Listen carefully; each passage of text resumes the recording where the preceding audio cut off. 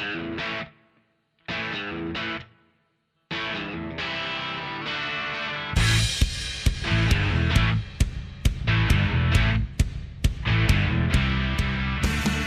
it going, everyone? You're listening to Free Kick, the official AFLW Fantasy podcast.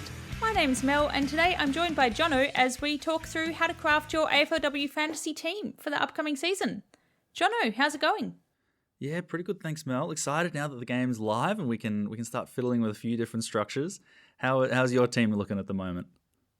Yeah, it's in its early stages. I'm just enjoying being able to put players in and out, not really focusing too much on where it's going to land.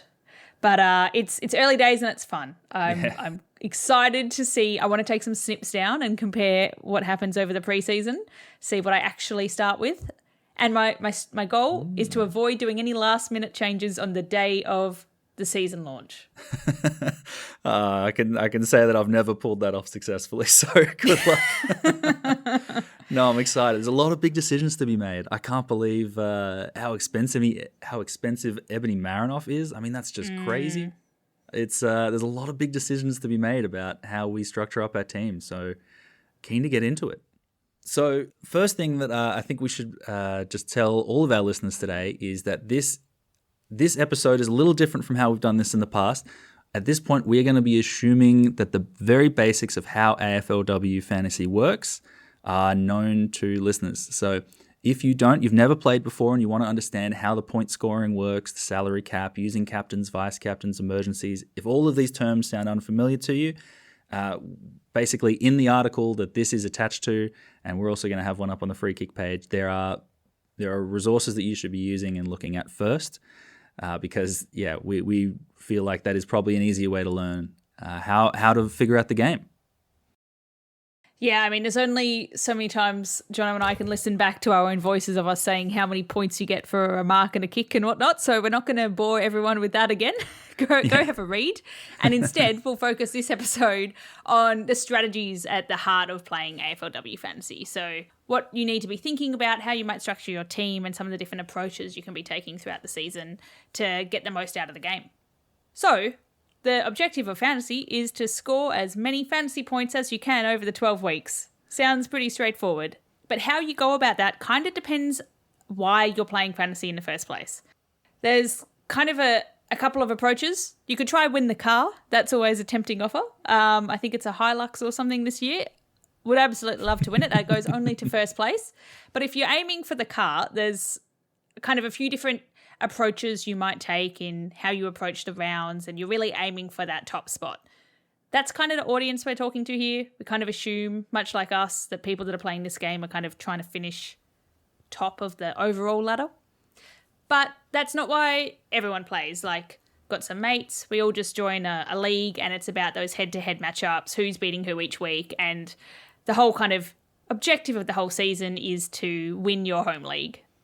I unfortunately lost my mate's home league last year and to a guy that's never played AFLW Fantasy before, and it was very embarrassing given I have a podcast on AFLW Fantasy and he won't let me live it down. So, like, if winning your home league is for you, then you're probably not going to be taking on all of these approaches, but a lot of the strategies we're talking about carry over to whatever your objective is with the fantasy game.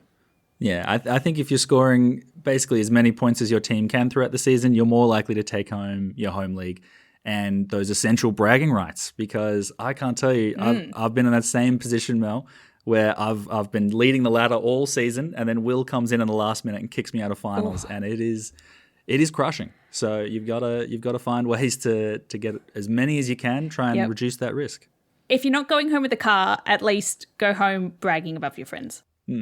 But look, let's talk about some of the common strategies that are involved, because I feel like when it comes to structuring our teams, there's sort of a scale of two different approaches to the game, and I think where your team falls on this scale is going to be very important to how you think about picking your players. So I suppose at one end of the spectrum, we've got our guns and rookies approach, and what we're looking at here is picking our guns, the best players, the highest scoring players right from the start, because they are reliable and they're going to get the job done for us. So these are your Ebony Marinoffs, your Jazz Garners, your Ash Riddells, just like absolute superstars of the game that you know are going to be consistently putting up points. And then, unfortunately, that's going to leave us with a very little cash because they are very, very expensive. And so it probably means you're going to have more rookies on your field. And rookies come with a lot of upside. Some players like Sinead Goody last season were actually incredible, but they also come with a lot of risk because I also had someone like Kate Lutkins last season who was rookie priced and basically sat on my bench all season, contributing nothing to my team. That's one side of the spectrum. At least with that approach, you've got some guaranteed big points, but you take a bit of a gamble on your rookies.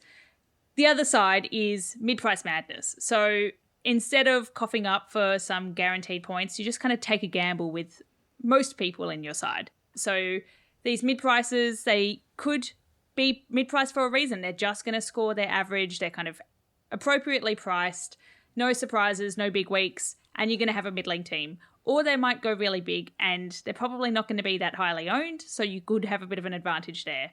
But that's kind of why it's madness. It's quite risky because there's a small chance of a big upside, but if you get it, it's going to do you really well. So, yeah, this is definitely probably not where you want to be starting. When you've got all of this cash for your starting squad, you probably don't want to be piling it all into a mid-price madness approach, but it comes in handy throughout the season. Well, yeah, this is why we talk about there's the two ends of the spectrum. I think it's challenging at either end. You're going to come in with problems no matter what you do. So the question is, where in the middle do you fall? Because I think to some degree, particularly when we talk about captains, owning some of those big dogs, very, very important. But at the same time, if you don't have any of these really high value players, you're going to start falling behind the eight ball of everyone who does. So, yeah, look, I suppose that is the general two things that we're looking at when we're picking our starting squads. And, the other thing is that throughout the season, our priorities do change. So we've kind of got to consider this not just with our starting squads, but week on week throughout the season. Right at the start, it's very important that we're building value in our side because you want cash. You want to end up with a team that has all the high scoring players. But towards the end of the season, you really there's only 3 rounds left. Cash doesn't matter anywhere near as much. You're just looking to get as many points on field while you can. So it's important that we're making sure that we're not just considering these decisions now, but every now and then we're just looking back at and reflecting on are we making the right call for where our team is right at the moment. Yeah, so as well as kind of what strategy to be employing based on where we are in the season, there's also a lot of thinking to do around which players you're going to pick. We talk a lot about undervalued players, undervalued primos. What does that mean? So there's a few kind of like buckets of what might make a player undervalued, especially for your starting squad. And these are things like a player who has changed their role in the off-season and they're priced at their previous role, but in their new role coming into the season, they're going to have a lot more access to the ball, potentially a lot more points, a lot more job security maybe, and essentially that's not baked into their average for the start of the season. So you can pick them up and within the first couple of rounds you expect to see an added number of points added to their value.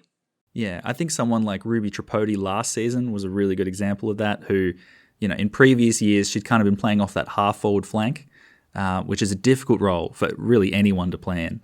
But she had a real solid move into that midfield for the North Melbourne Tasmanian women's football team. And, what a difficult midfield that is to break into. And she reaped all the rewards because improved her average by, 30 points? This is incredible to see. Yeah, that was, and so you definitely say that was underpriced. And another key factor we kind of mentioned there was fixture. That's probably not one you're going to be looking at too much at the start of the season, but something like you're looking at which ruck you should be upgrading to. And one of the rucks has a really tough run. You want to be, to some extent, taking the fixture into account. This was really important last season when we had a lot of bye rounds, but luckily this season shouldn't be as relevant, but it's definitely something that can play on your mind when you're making some of those decisions. I think another one is, this preseason is such a long one, and unfortunately injuries do occur to really important players and sides. So trying to see, if someone goes down injured, God forbid, but that usually opens up a spot in the team for someone else to come into. So, last year, not sure, I can't remember, Mel, did you also have Bree Davey in your side? Yes, but I didn't captain her. Yeah. So I only got partially burnt. Yeah, that was a challenging player to have. But as hard as it was for Bree Davey and us fantasy coaches, it created an opportunity for Grace Campbell to move into that Collingwood midfield. Yeah, so there is a silver lining to injuries sometimes from a fantasy perspective. And the other one is probably just like game plan benefits. So a player changes to a club and their game plan suits better for their role, and this sees a boost in scoring immediately. Someone like Maddie Gay, who in the off-season last year moved from Melbourne. Yeah, we did this before. Like, where was she? We should have written it down. Melbourne over to Essendon, and as a result, became an incredibly valuable kind of fantasy pick from a midfield, from a backline perspective, because that really benefited her game style and saw a lot of the ball in her hand. Racked up the marks on that backline. It was incredible. Yeah.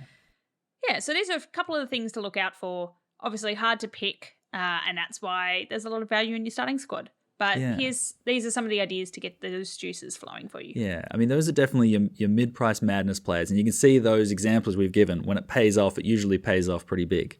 But, on the other side of things, if we're looking for some fully priced guns, we're probably not considering role, because I don't think there's a better role in the game than what Ebony Marinoff has been playing the last few seasons.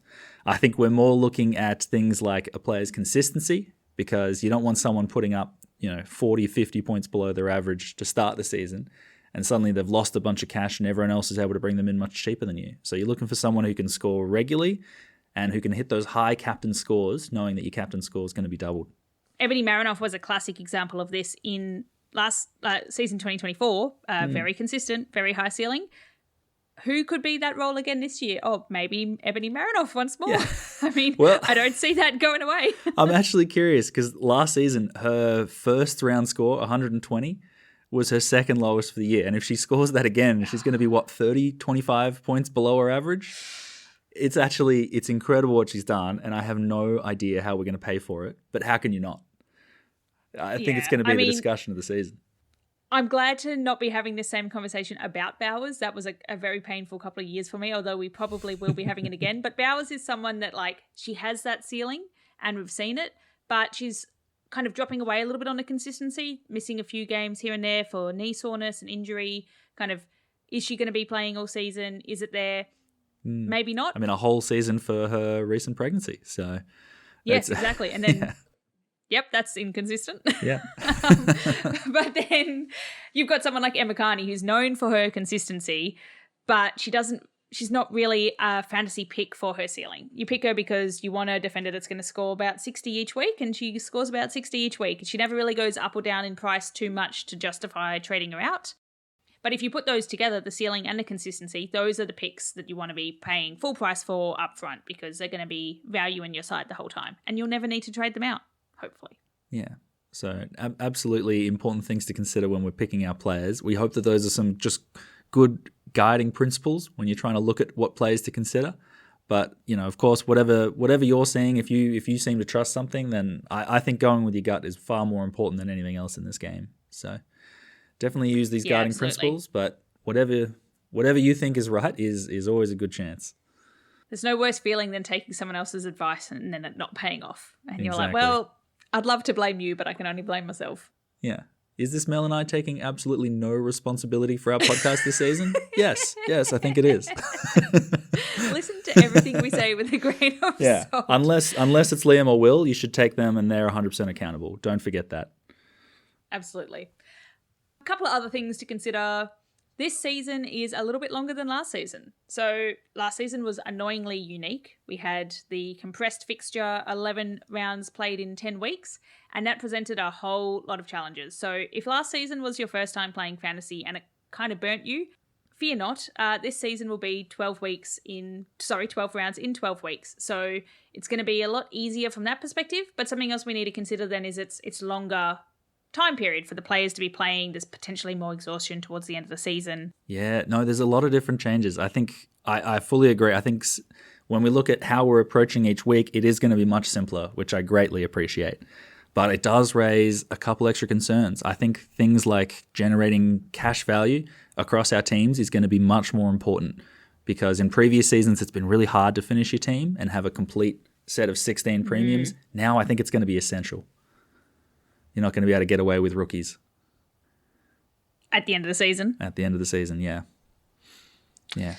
Oh, well, that's bad news because I don't think I've ever got anywhere close to completing my side. Yeah, it's certainly a challenge, and it's not one that I've had a lot of luck with either in AFLW Fantasy. So I think this preseason I've tried to break down a little bit more of how we're going to be looking at these trades, because 3 trades per week, I think it should be a very doable approach. 3 trades per week basically means 36 trades through the 12 rounds. So there's a lot of trades coming in this season, and we've only got 16 players on field that we need to turn into full premiums. So 5 defenders, 5 midfielders, 1 ruck, and 5 forwards.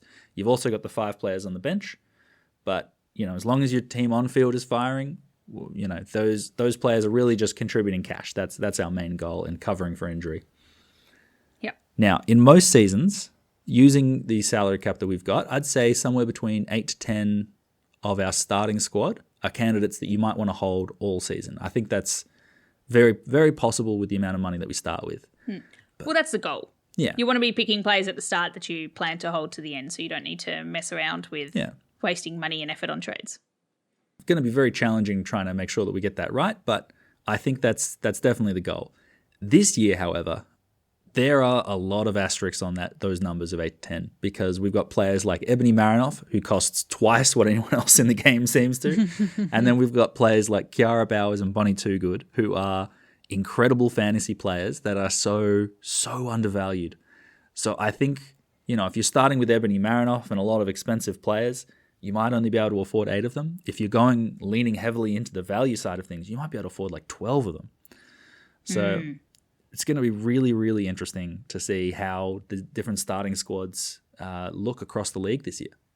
Yeah, and starting squads, some basic hygiene principles is you want to be picking players that are going to be playing. You'll get confirmation of that a few days before the round 1, but you want to make sure that every single player on your field is definitely playing, especially important if you're taking a Guns and Rookies approach and you're picking rookies. They need to be named and playing for that to be valuable round 1. Yeah, preferably playing round 2 as well, although that's harder to predict. Yeah. But look, I think with the extra long season this year, I think it's not just going to be that we have to get to our 16 premium players by the end of the season. I think getting there as soon as possible is going to be the goal. So using just like a rough starting guide, I'm looking at my squad this year, and I'm assuming that I'm not going to start with 8. I'm not going to start with 12. I'm going to start somewhere in the middle. Let's just pretend that I've got 10 players that I trust. And that means that I have 6 players that I need to upgrade through the AFLW Fantasy season before I can complete my team and say I've got the best team out there. I love it. So simple. So simple. It sounds really, really easy. So I'm looking at how I'm going to be able to use my 3 trades per week, because that, at the end of the day, we're talking about cash as a resource, but these trades are limited. We've only got 3 every week. And I think figuring out how we're going to be using these is something that I want to be thinking about as early as possible when setting up my starting squad. So I think in rounds 1 and 2, the plan in those weeks is going to be to use those trades to fix up any mistakes that I made in my starting squad and dealing with any injuries that occur right at the start of the season, because injuries occur all the time. No one gets the perfect starting squad. So I think what we need to look at is what types of players do we want to fix up early in the season in those rounds 1 and 2. My first rule when it comes to these, and I'm curious to hear yours, Mel, because I don't know if it's going to be the same, but my first rule here is that I'm focusing on holding my premiums and trusting my gut on the ones that I picked in the start of the season. The amount of times that I've seen people jump off really, really good players just because they've had a down week to start with, and it wasn't due to roll, it was just an off week.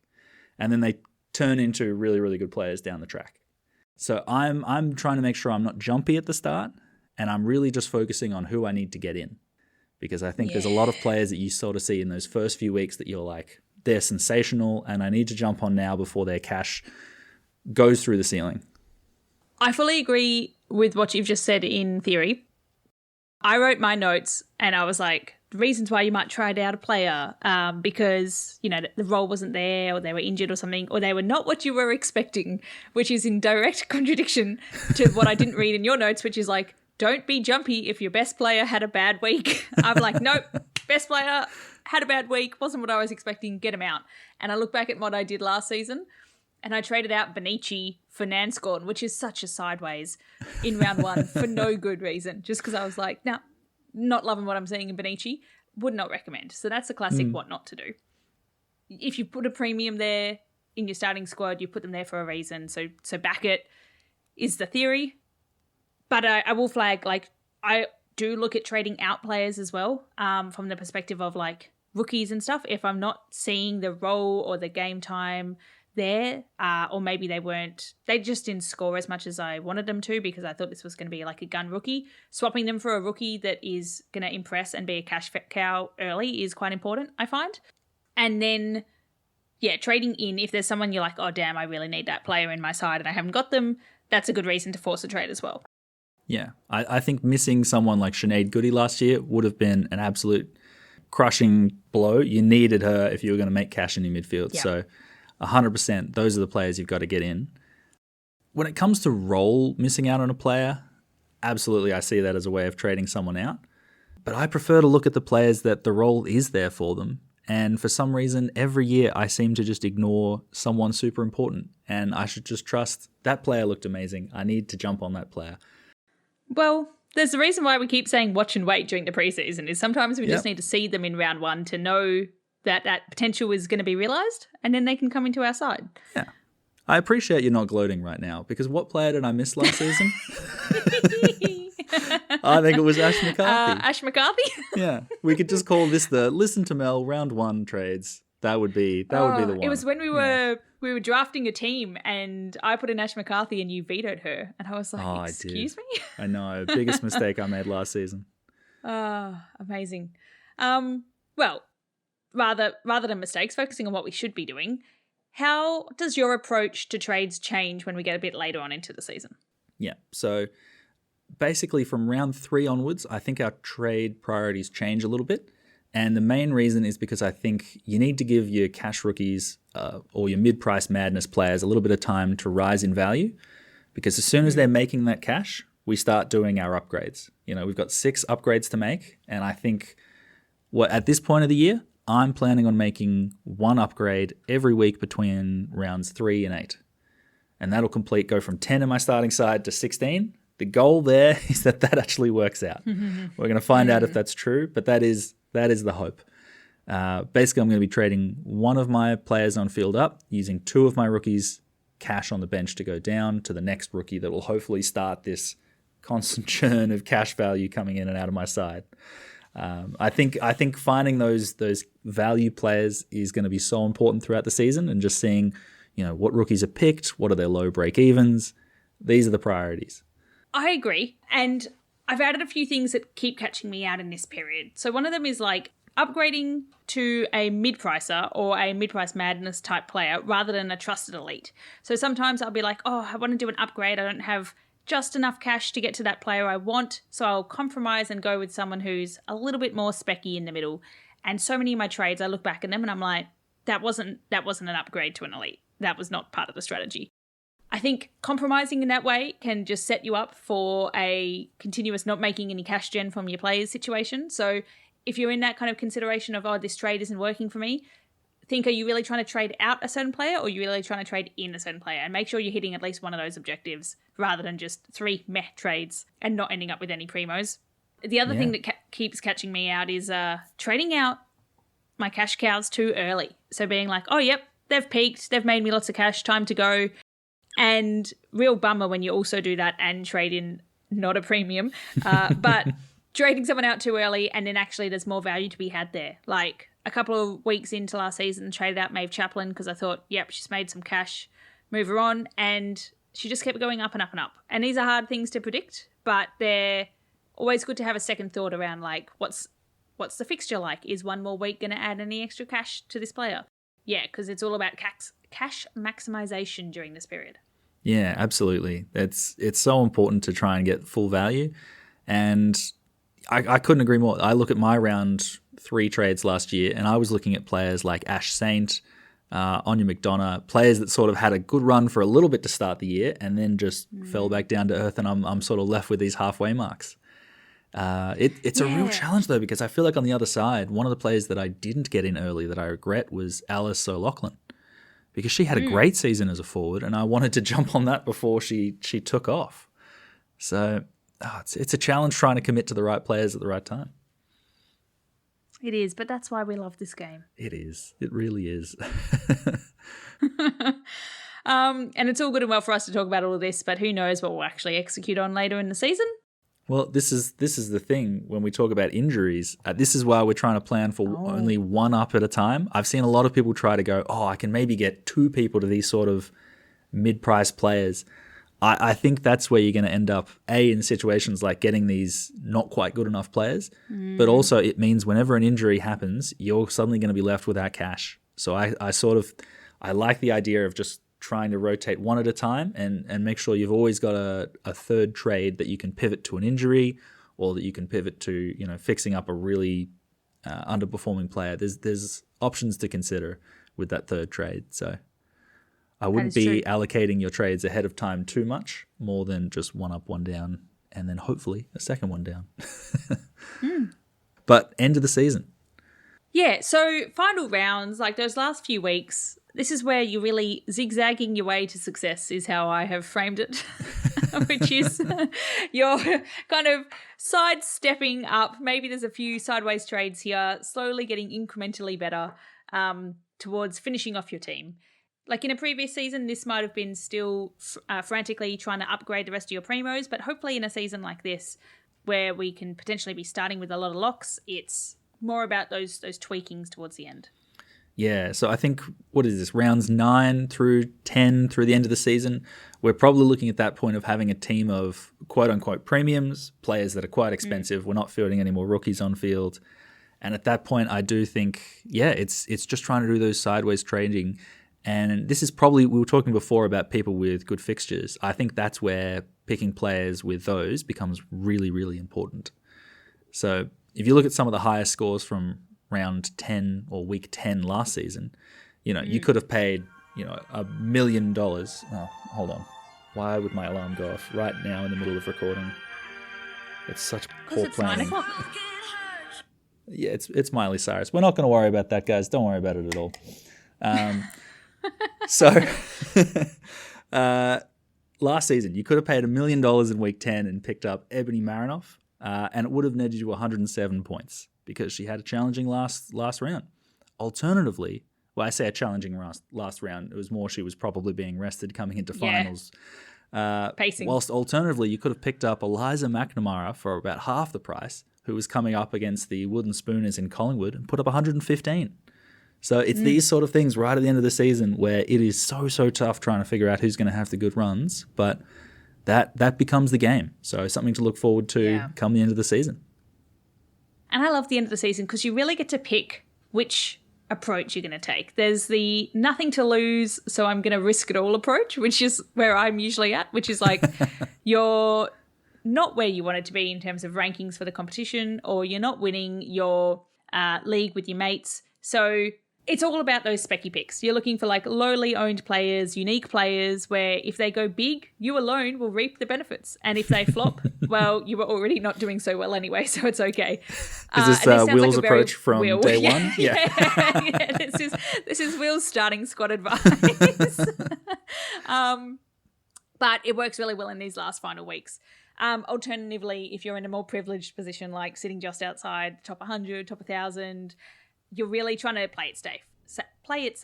You're trying to stay in the middle of the pack, not do anything too spicy that'll see you slip behind everyone else. You kind of want to be riding it with them and maybe have a slight advantage here or there, but like your trades are around picking those lock players that you know are going to get you a lot of points.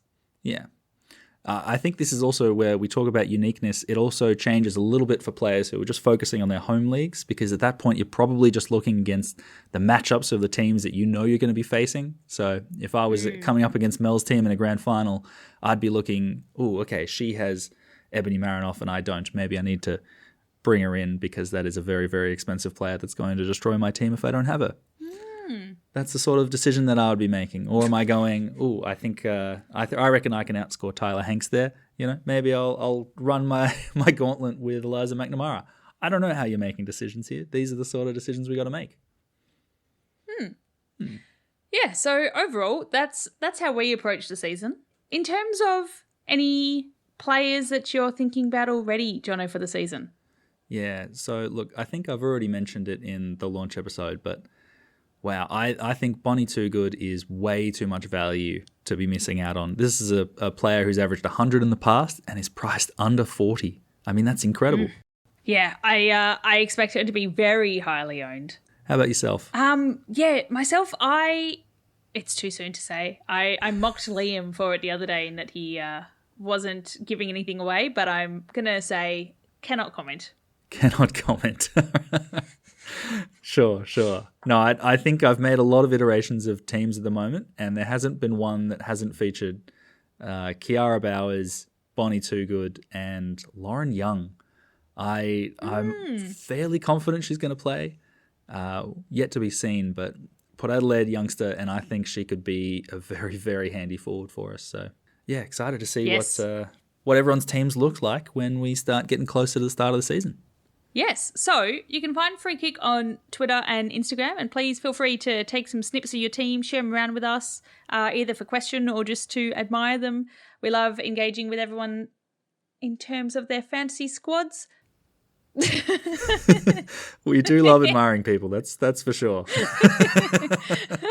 I think we're going to cut that bit out. That sounds We're going to end that there. Yeah, that's fine. Let's get off before it gets any worse. Well, it's been great chatting with you, Jono. Chat to you more later. Yeah, excited to see how everyone's teams goes, and looking forward to get into our line-by-line episodes coming to you. First up, Defenders. Yes. Stay tuned for that one. All right. See you, everyone.